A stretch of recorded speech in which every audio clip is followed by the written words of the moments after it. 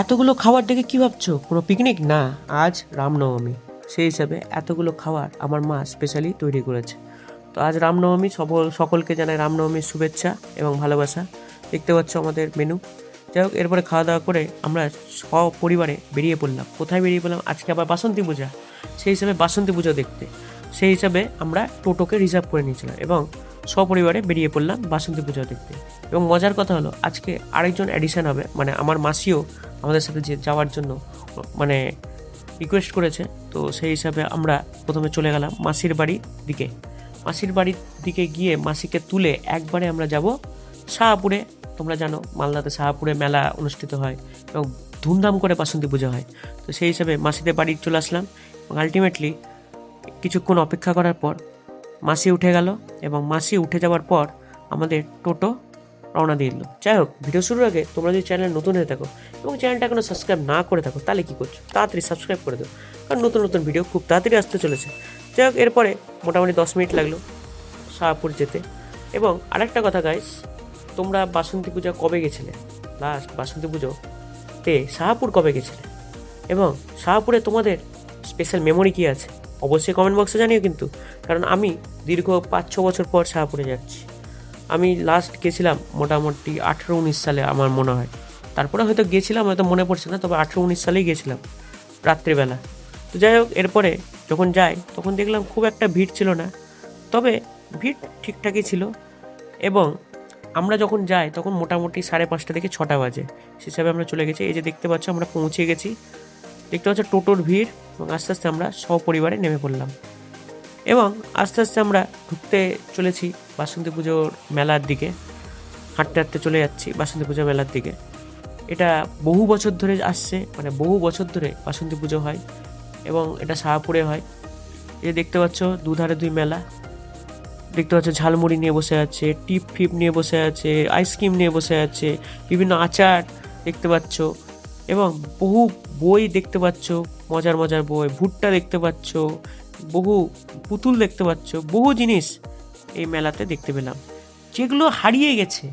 আমাদের মোবাইল আসার পর বাচ্চারা মোবাইলের প্রতি এত আসক্তি হয়ে পড়েছে যে এগুলো হারিয়ে গেছে, এগুলো খুঁজে পাওয়া যায় না। সেগুলো জিনিস আমরা দেখতে পেলাম এই মেলাতে, খুব ভালো লাগলো এবং পুরোনো দিনের কথা মনে পড়ে গেল।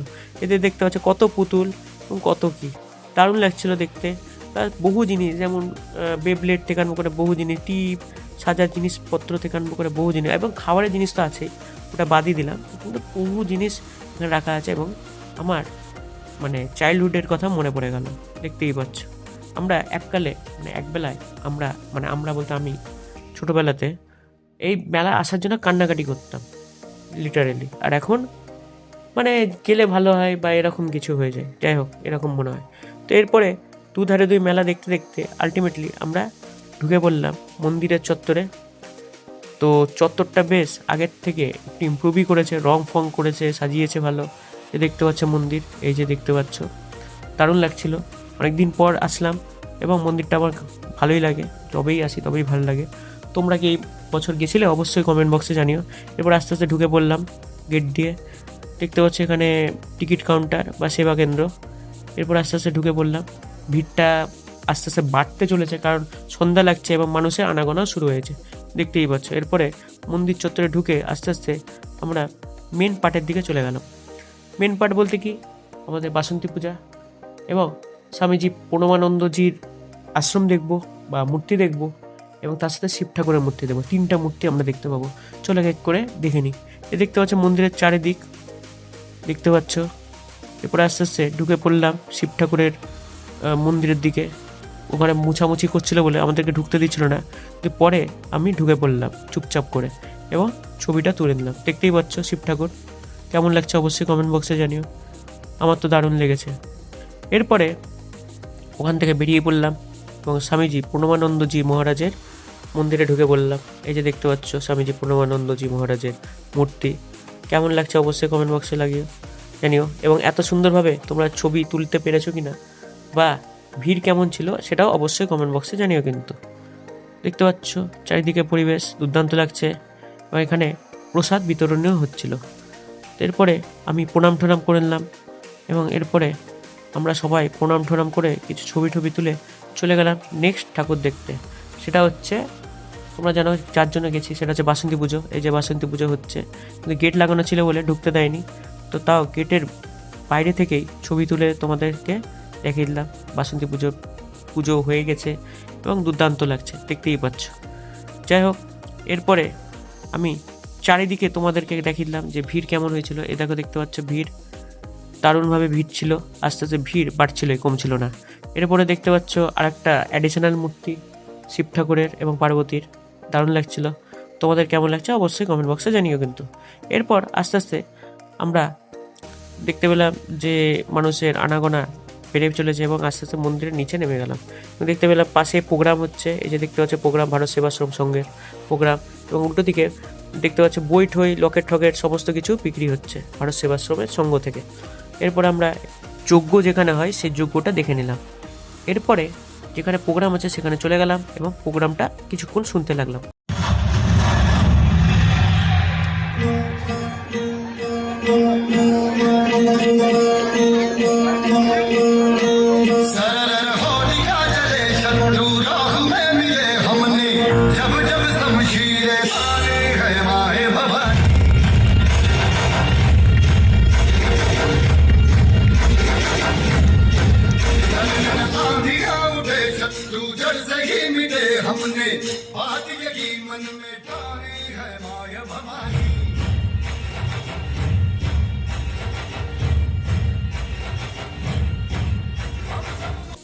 প্রায় 6টা বেজে গেছে, দেখতে পাচ্ছ গাইস।